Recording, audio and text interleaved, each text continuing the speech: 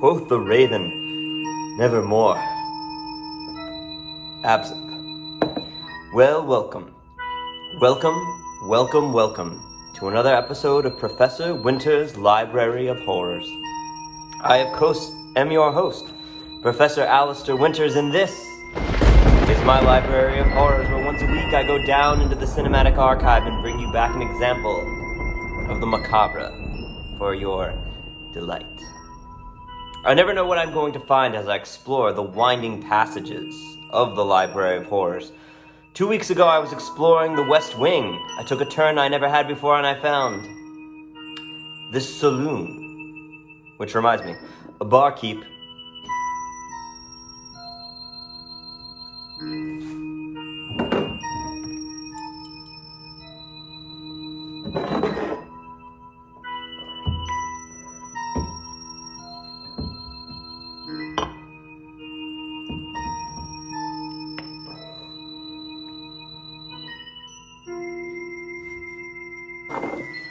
My thanks to you, Jack.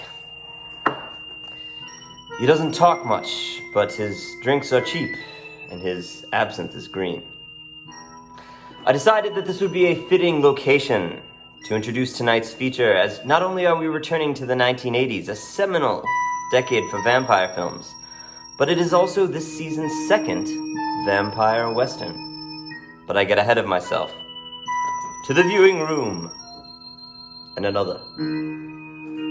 The 1980s were, of course, a seminal decade for horror cinema, as the weirdness and undercurrents of 70s drive-thru and grindhouse cinema finally broke through into the mainstream. In addition to the slasher genre, vampire films also had an incredibly strong decade, with The Hunger in 1983, Fright Night in 1985, The Lost Boys flying into theaters in July of 1987, and tonight's feature arriving just a few months later in October of 1987.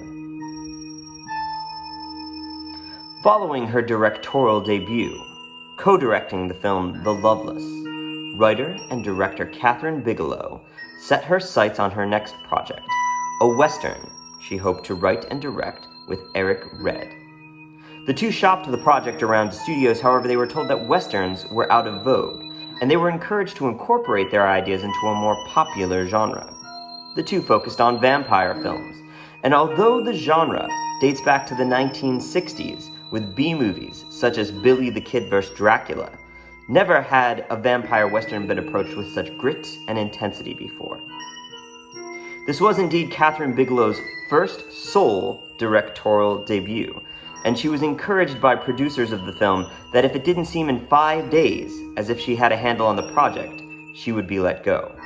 Needless to say, Kathryn Bigelow remained and went on to become the first woman to receive an Academy Award for Best Director in 2008 for her film, The Hurt Locker. So tonight, take a moment and listen to the night, and then enjoy Kathryn Bigelow's directorial debut, the 1987 cult classic vampire western, Near Dark.